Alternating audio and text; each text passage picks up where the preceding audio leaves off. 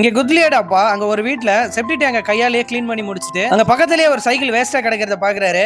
இந்த சைக்கிள் மட்டும் என் பையனுக்கு வாங்கி கொடுத்துட்டேன்னா ரொம்ப சந்தோஷப்படுவான் அப்படின்னு சொல்லிட்டு நினைக்கிறாரு. இப்ப அந்த இடத்துக்கு அந்த வீட்டம்மா வந்து முதல்ல அந்த சைக்கிள் இந்த கையெடு, நீ அந்த சைக்கிளை தொட்டதால அந்த சைக்கிளை நான் தேய்ச்சி கழுவணும் அப்படின்னு சொல்லிட்டு சொல்றாங்க. கொடுக்க வேண்டிய காசை தரையில வைக்கிறாங்க.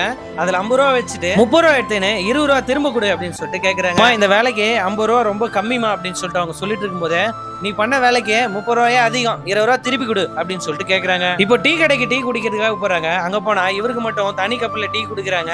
அந்த கப்பு ஒழுகுது அப்படின்னு சொல்லிட்டு பக்கத்துல இருக்கிற டீ கப்பை எடுக்க போனா அந்த கடைக்காரரு அந்த கப்பெல்லாம் கீழே தள்ளி விட்டுட்டு, நீ கப்பெல்லாம் தொடுறியா அப்படின்னு சொல்லிட்டு அவர் பயங்கரமா போட்டு அடிக்கிறாங்க. இந்த பஞ்சாயத்துனால பக்கத்துல இருக்கிற கவர்மெண்ட் ஆபீஸுக்கு கூட்டு போறாங்க. அந்த ஆபீசர் இவங்க கிட்ட ரொம்ப நல்லா பேசுறாரு. என்ன பிரச்சனை அப்படின்றதையும் கேட்டு தெரிஞ்சுக்கிறாரு. சார் டீ எடுத்துங்க அப்படின்னு சொல்லிட்டு சொல்றாரு. அவரும் பயந்துட்டு, நீங்க சொல்றதுனால தான் இந்த டீ எடுக்கிறேன் அப்படின்னு சொல்லிட்டு சொல்றாரு. அதுக்கு அந்த கவர்மெண்ட் ஆபீசர், நானும் உங்களை மாதிரி தான், நான் படிச்சதுனால தான் இன்னைக்கு இந்த நிலைமையில இருக்கேன் அப்படின்னு சொல்லிட்டு சொல்றாரு. அவங்க அப்பா இதை புரிஞ்சுக்கிட்டு அவங்க வீட்டுக்கு வந்து அவங்க பொண்டாட்டி கிட்ட நடந்ததெல்லாம் எடுத்து சொல்லி நம்ம பையனை எப்படியாச்சும் நல்லபடியா படிக்க வைக்கணும் அப்படின்னு சொல்லிட்டு முடிவு எடுக்கிறாரு. ஒரு காட்டு வழியா அவன் நடந்து போகும்போது சோளக்காட்டு பொம்மையில ஒரு ட்ரெஸ் போட்டிருப்பாங்க.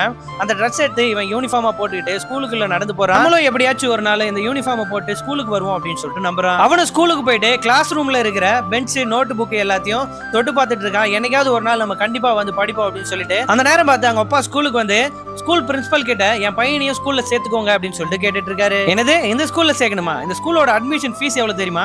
3000 ரூபாய். இதெல்லாம் உன்னால தர முடியுமா அப்படின்னு சொல்லிட்டு அந்த பிரின்சிபல் கேக்குறாரு. அதுக்கு அந்த அப்பா, எப்படியாச்சும் நான் கஷ்டப்பட்டு அந்த ஃபீஸை கட்டுறேன், என் பையனை ஸ்கூல்ல சேர்த்துங்க அப்படின்னு சொல்லிட்டு கேக்குறாரு. நீ முதல்ல போய் காசு ரெடி பண்ணு அப்படின்னு சொல்லிட்டு அனுப்புறாரு.